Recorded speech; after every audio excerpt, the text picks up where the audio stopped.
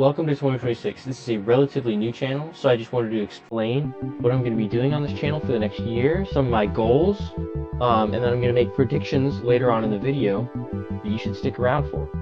If you don't like big A content or A-Triot content, then this channel probably isn't for you. This is content that I'm going to be creating throughout the year that's mirroring what Big A does. And I'm going to be doing this throughout the year in numerous places. Right now I'm in Cleveland, Ohio, but later on in the year I'll be in Mannheim, the German University of Mannheim. So I'll be going to different locations, maybe I'll release a vlog, maybe I'll release a day in the life. That could be fun to do. So here are my goals.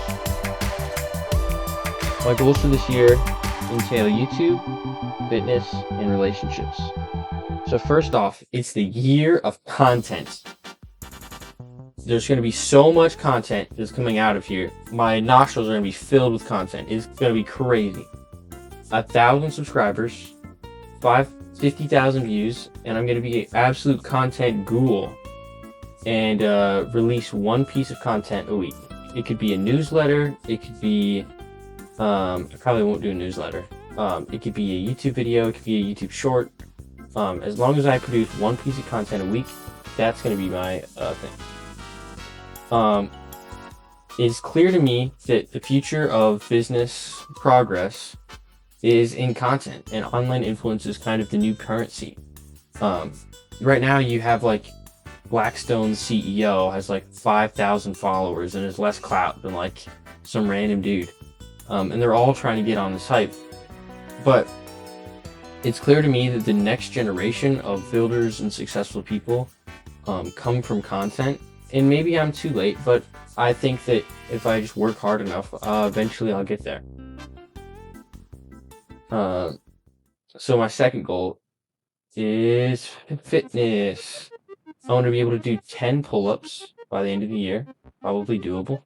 I want to be able to bike from Cleveland to Cincinnati to visit my brother. And I want to weigh 175 pounds.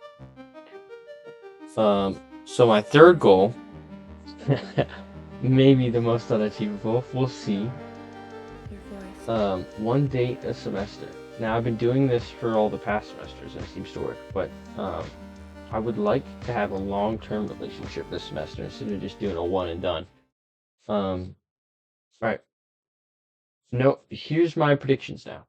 No one knows what the future holds, but I'll try my best to consult the little crystal ball I have at my desk.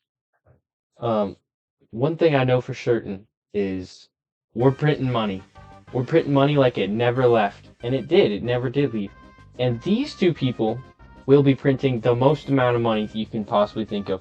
Both these Kevins are the irresponsible child with the parents' credit card. They will spend as much money as they can, leading to what Brian, CPA, calls the great melts up, where assets and asset classes melt up all together. All of this, everything's getting inflated. Cost of all items, including assets, go up, like gold, silver, food. You might see a rise in food or a rise in literally everything. This is already reflected in the commodities market right now, but it might reflect in others markets, maybe collectibles.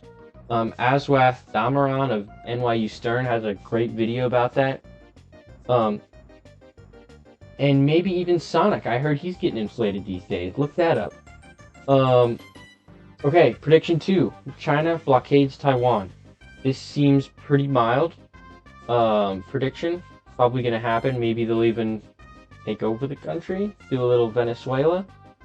And then third prediction is there's going to be so much fake data out there. It's going to be confusing. It's entirely likely that we get more fake data from the government, and more real data from funds and businesses. And even more fake stuff will keep on coming out about people as deepfakes get better, and as this technology progresses, there might just be a ton of fake data that's made up by language models. Talking about fake data, Scam Altman, our favorite little twink, and his company OpenAI. Here is something to be concerned about for predictions for next year. So here is the burn rate of OpenAI, and they're burning what, $140 billion, which is more than all of these companies combined in their startup phases. Yeah, they have really some bad numbers. If you're a numbers person, I'm not, but if you are a numbers person, these are fantastic to look at. Artificial intelligence powerhouse reported $4.3 billion in revenues, but ended up with the same period staggering loss of $13.5 billion. So not great. And they're looking to be an unreliable vendor, meaning they may not be able to pay their debts. Let's look at this. OpenAI's obligations, 1.7 trillion. Here is the revenue, 13 billion, fairly visible. Yeah, so maybe they won't be able to pay them. Maybe they'll need a bailout this year. Maybe they're going to be the first person in this AI hype cycle to fall. We'll see. I am of the opinion that if it happens this year, it'll be later this year after another global event happens, possibly Taiwan. We'll find out. If also the other reasons would be if it doesn't maintain its AI dominance, meaning like it stops getting the amount of users that it has in the past, it kind of flatlines, or they can't fund their cash burning machine, like investors just kind of give up on them.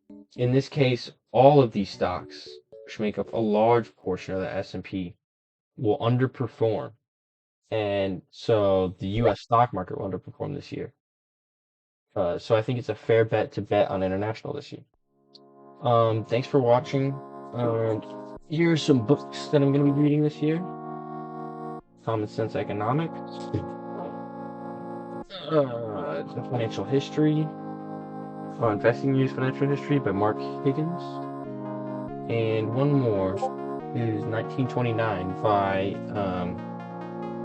whatever his name is. You know what the book is. I'll put it up on screen. Alright, see you guys.